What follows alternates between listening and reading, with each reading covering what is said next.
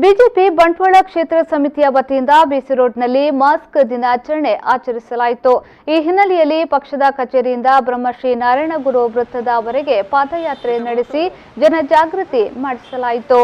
ಈ ಸಂದರ್ಭ ಬಿಜೆಪಿ ಬಂಟ್ವಾಳ ಕ್ಷೇತ್ರ ಸಮಿತಿಯ ಅಧ್ಯಕ್ಷ ದೇವಪ್ಪ ಪೂಜಾರಿ ಅವರು ಮಾತನಾಡಿ, ಸ್ವಯಂ ಸ್ವಚ್ಛತೆ, ಸಾಮಾಜಿಕ ಅಂತರ ಕಾಯ್ದುಕೊಳ್ಳುವಿಕೆ ಹಾಗೂ ಮಾಸ್ಕ್ ಧರಿಸುವ ಮೂಲಕ ಕೊರೋನಾ ರೋಗವನ್ನು ಹತೋಟಿಯಲ್ಲಿಟ್ಟುಕೊಳ್ಳಬಹುದು.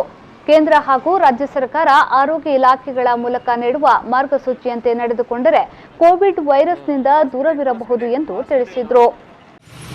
ಈ ಒಂದು ವಿಶೇಷವಾಗಿ ರಾಜ್ಯ ಸರ್ಕಾರದ ಯಡಿಯೂರಪ್ಪನವರು ಇದೊಂದು ಮಾಸ್ಕ್ ದಿನಾಚರಣೆ ನಾವು ಮಾಡಬೇಕೆಂಬ ಉದ್ದೇಶವನ್ನು ಇಟ್ಟುಕೊಂಡು ಈ ಒಂದು ಕಾರ್ಯಕ್ರಮದ ಮುಖಾಂತರ ಸಮಾಜಕ್ಕೆ ಒಳ್ಳೆಯ ಸಂದೇಶವನ್ನು ಕೊಟ್ಟಿದ್ದಾರೆ.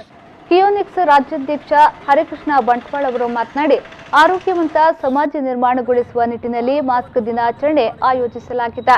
ತಾಲೂಕಿನ ಪ್ರತಿಯೊಬ್ಬ ನಾಗರಿಕನು ಮಾಸ್ಕ್ ಧರಿಸುವ ಮೂಲಕ ಆರೋಗ್ಯವಂತ ಸಮಾಜ ನಿರ್ಮಾಣಕ್ಕೆ ಕೊಡುಗೆ ನೀಡಬೇಕು ಎಂದು ತಿಳಿಸಿದರು.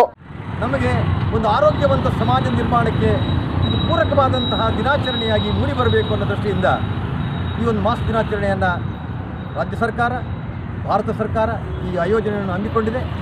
ನಮ್ಮ ಈ ಒಂದು ಇವತ್ತಿನ ಈ ಪಾದಯಾತ್ರೆ ನಮ್ಮ ಬಂಟ್ವಾಳ ತಾಲೂಕಿನ ಪ್ರತಿಯೊಬ್ಬ ನಾಗರಿಕ ಕೂಡ ಮಾಸ್ಕ್ ಅನ್ನು ಧರಿಸುವುದರ ಮುಖಾಂತರ ಈ ಆರೋಗ್ಯವಂತ ಸಮಾಜದ ನಿರ್ಮಾಣಕ್ಕೆ ತಮ್ಮ ಕೊಡುಗೆ ಇದೆ ಅನ್ನೋದನ್ನು ತೋರಿಸಬೇಕು ಅನ್ನೋ ದೃಷ್ಟಿಕೋನದಿಂದ ಬಂಟ್ವಾಳ ಮಂಡಳ ಬಿಜೆಪಿಯ ಅಧ್ಯಕ್ಷರಾದ ದೇವ ಪೂಜಾರಿ ಅವರ ನೇತೃತ್ವದಲ್ಲಿ ಈ ಒಂದು ಪಾದಯಾತ್ರೆ ಹಮ್ಮಿಕೊಂಡಿದೆ.